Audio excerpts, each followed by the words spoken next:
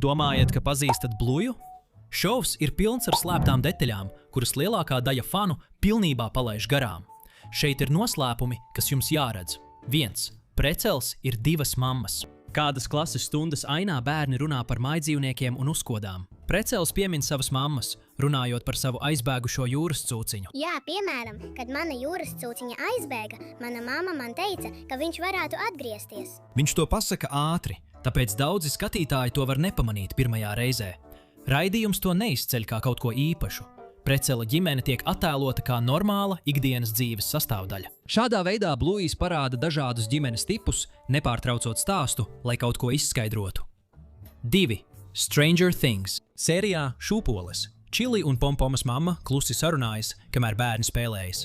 Viņu balsis kļūst klusākas, kad viņas runā par kādu raidījumu. Abām patīk Ceru, ka viņi tev atviezīs 4. sezonā. Jā, es ceru. Vai tu neesi redzējis traileru, mammu? Viņas piemin kādu tēlu un vietu, kas ir sniegaina un tālu prom. Seriāla Svešās lietas fani sapratīs, ko viņas ar to domā. Šīs ainas jautrība slēpjas tajā, ka varam vērot, kā 2 mammas izjūt tādu pašu sajūsmu kā fani, kad parādās jauns reklāmrullītis. Tas parāda nelielu saikni starp Blueju parku un pasauli, kas pilna ar noslēpumiem. 3. Bluejs apgūst cīņas mākslas. Vienā vakarā ģimene iznes atkritumu tvertnes. Bluejs ir uzvilcis karatē tērpu. Sākumā viņa josta ir balta, vēlāk, kad viņš trenējas un attīstās, tā kļūst dzeltena. Seriāls šo izmaiņu neizceļ. Tas tiek parādīts klusi, ļaujot skatītājiem pašiem pamanīt Blueja progresu laika gaitā. Tā ir neliela detaļa, kas atklāja, ar ko Bluejs nodarbojas ārpus galvenā sižeta. 4. Draudzīgs zīmējums. Sākumā, kad rāda bingo, mēs redzam bingo istabu. Uz sienas ir zīmējums, kurā Bluejs un viņa draugs Žans Liks smaida kopā. Šis zīmējums ir svarīgs, jo tas mums atgādina par viņu kempinga braucienu. Šovā tas pats zīmējums parādās vēlreiz, kad ģimene runā par mātes dienu. Tas ir tajā pašā vietā uz sienas. Tas parāda, ka Bluejs joprojām atceras savu draugu un to braucienu. Oriģinālajā sērijā mēs redzam kļavu sīrupu uz galda, kas norāda, ka Žans Liks ir franču kanādietis. Redzot zīmējumu vēlreiz, ir redzams, cik ļoti Bluejs novērtē viņu draudzību. 5. 101 dalmācietis sērijā 8-kājs. Stāsts norisinās Chlojas mājā. Māja ir moderna un spīd saulē. Numurs uz durvīm ir 101, kas ir neliela norāde. Chlojas ģimene ir dalmācieši. Un mājas numurs ir atsauce uz stāstu 101 dalmācietis. Šo detaļu ir viegli nepamanīt, taču tā atalgo skatītājus, kuri atceras klasisko stāstu. 6. Mēs jau iepriekš esam satikuši Buki Dunstanu. Sērijā Zīme ir draudzīgs nekustamo īpašumu aģents vārdā Buki Dunstans. Viņš satika banditu jau sen, kad bandits bija jauns. Kāds klases biedrs reiz pateica kaut ko tādu, kas lika banditam uz laiku pārtraukt zīmēt. Šo klases biedru sauca Buki Dunstans. Kad bandits par viņu runā sērijā Pūķis, vēlāk šī atmiņa tiek parādīta un Buki atgriežas jau pieaudzis. Pagātne starp viņiem izskaidro, kāpēc bandits reaģē tā, kā viņš reaģē. 7. Bluejas slēptās atsauces. Paslēptas rotaļlietās. Dažas rotaļlietas Bluejas pasaulē atsaucas uz īstām rotaļlietām. Čatermaks dažreiz izrāda tādu pašu enerģiju kā Furby rotaļlieta. Bluejas mazā mašīna ar pedāļiem atgādina skatītājiem Cozy Coupé, bet Poli Kucēnam ir vārds, kas līdzīgs slavenai rotaļlietu sērijai. Dažas rotaļlietas izskatās pēc tēliem no spēlēm vai filmām. Piemēram, viena mīkstā rotaļlieta atgādina Sansu no Undertale, bet bumba ar zvaigznes zīmogu parādās no rotaļlietu stāsta. Šīs rotaļlietas padara rotaļu ainas jautrākas skatītājiem, kuri tās pamana. 8. Bingo spēlē pazīstamu spēli mašīnā sērijā Zīme. Ģimene gaida mašīnā. Bingo pārvieto pirkstus pa logu, pārlecot no viena objekta uz otru. Tā ir tā pati spēle, ko viņai iemācīja Čili ceļojuma laikā, kad planšetes bija palikušas mājās. Spēle ir vienkārša, bet jautra. Redzot, kā Bingo atkal spēlē šo spēli, parāda, cik ļoti mazas spēles var palikt bērnu atmiņā. Tas ir sirsnīgs atgādinājums par mazām tradīcijām. 9. Indiana Jones. Vienā ainā bandits un meitenes skrien pa gaiteni. Bandits ripina viņu virzienā lielu jogas bumbu. Tā ir atsauce uz filmu Pazudušā šķirsta meklētāji. Viņš pat nosauc spēli par meklētājiem. Ripojošā bumba ir kā slavenā ainas ar akmeni no filmas. Vēlāk bandits saka, nav biļetes, un uzmet Blueju uz pufa. Man nav nevienas.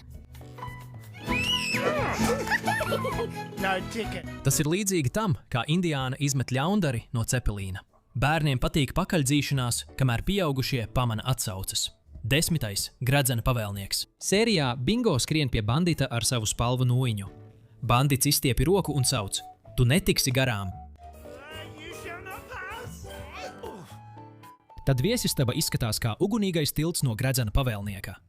Vēlāk ir vēl viena atsauce, kad vectēvs slēpjas kopā ar meitenēm koku saknēs. Kadrs ir noformēts tā, ka tas izskatās pēc ainas, kur 4 hobiti slēpjas no tumšā jātnieka. Savijušies zari un sastingušie tēli atveido šo brīdi no filmas, to nepārprotami neparādot. 11. Garais suns.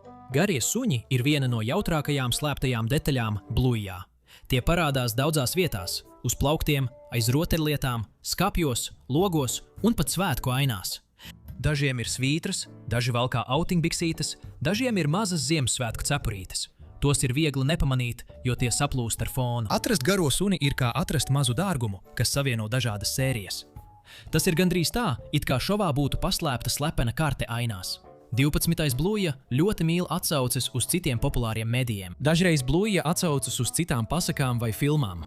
Šovā var būt neliela atsauce uz Ozu, Indiānu Džonsu vai Pink Floydu. Šīs atsauces nepārņem stāstu.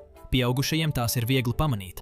Bērni joprojām var izbaudīt sēriju, pat nesaprotot šīs atsauces. Tas padara šo šovu aizraujošu visām vecuma grupām. 13. Džeks un Rasti vēlas spēlēt kariņus.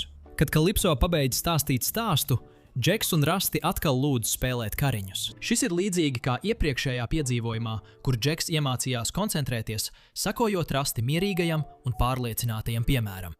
Viņu sajūsma parāda, cik daudz viņiem nozīmēja tas iepriekšējais brīdis. Lai gan Rasti tēvs, kurš dienu tālu prom, vairs netiek pieminēts, stāsts atgādina skatītājiem par saikni, ko zēni izveidoja, spēlējoties kopā. 40. Numura zīmē ir slepens vēstījums. Hīleru ģimenes automašīnai uz numura zīmes ir paslēpta detaļa. Uz tās rakstīts 419 HLR.